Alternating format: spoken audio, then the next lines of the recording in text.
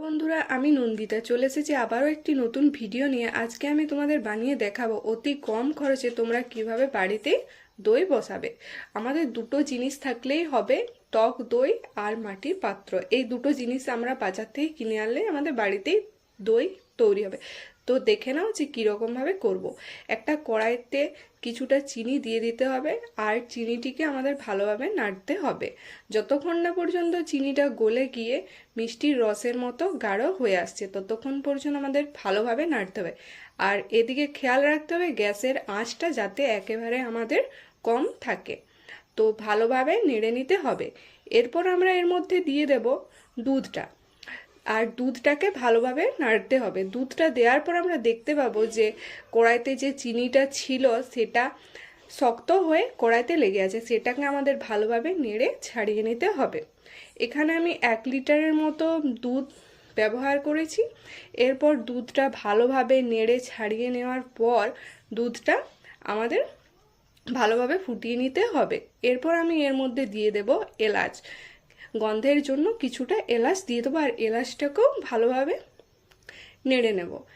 আর এখানে আমি দুধটা আগের থেকেই গরম করে রেখেছিলাম, তো ভালোভাবে আর ফুটোয়নি। এই যে এগুলো দেখছো মাটির পাত্র, মাটির পাত্রতে আমাদের 1 চামচ করে টক দই ভালোভাবে মাখিয়ে নিতে হবে। তো দেখে নাও যে এরকমভাবে আমাদের মাখাতে হবে। ভালোভাবে একের পর এক মাটির পাত্রতে টক দইগুলো মাখিয়ে নিতে হবে। এটাকে আমি মাখিয়ে রেখে দিয়েছিলাম। দুধটা কিছুক্ষণ ঠান্ডা হওয়ার পর আমি দুধেও 2 চামচ টক দই মিশিয়ে নিয়েছিলাম। কিন্তু এদিকে আমাদের খেয়াল রাখতে হবে যে যাতে দুধটা ঠান্ডা হয়ে যায়। যদি দুধটা গরম থাকে তো দুধটা কেটে যাওয়ারও সম্ভাবনা থাকে। তো এরপরে দুধটা ঠান্ডা করে নিয়ে আমি দুধে টক দইটা মিশিয়ে নিচ্ছি। তারপর আমাদের টক দইটা দুধের মধ্যে ভালোভাবে নেড়ে মিশিয়ে নিতে হবে। তো দেখো আমি নেড়ে ভালোভাবে মিশিয়ে নিচ্ছি, আর আমার মেশানো প্রায় হয়ে গেছে।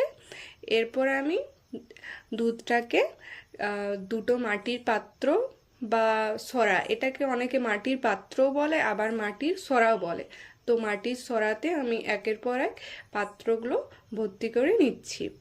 তো দেখো আমার ভর্তি করা প্রায় হয়ে গেছে। আর এটাকে তোমরা ফ্রিজেও রাখতে পারো বা নর্মালও রাখতে পারো। আমি নর্মালেই রেখেছিলাম। তো এটা আমি সকালে বসিয়েছিলাম, আর বিকেলে দিকে দেখলাম যে আমার দইটা প্রায় হয়েই গেছে।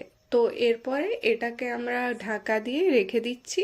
তো তারপর আমি তোমাদেরকে দেখাবো যে দইটা প্রায় হয়ে গেছে। এটা 2 থেকে 3 দিন এমনি নর্মালি রাখা যাবে, কিন্তু তারপর রাখতে গেলে আমাদেরকে ফ্রিজে রাখতে হবে।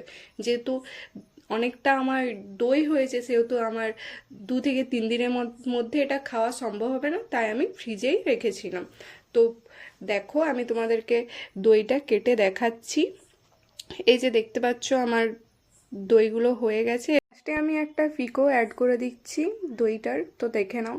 তো পুরো ভিডিওটা দেখার জন্য থ্যাংক ইউ। ভিডিওটি যদি তোমাদের ভালো লেগে থাকে তো ভিডিওটিতে একটি লাইক করে, আর চ্যানেলটিতে যদি তোমরা নতুন হয়ে থাকো তো চ্যানেলটিতে সাবস্ক্রাইব করে চ্যানেলটির পাশে থেকো। তো চলো টাটা, আবার দেখা হবে অন্য কোনো ভিডিওতে।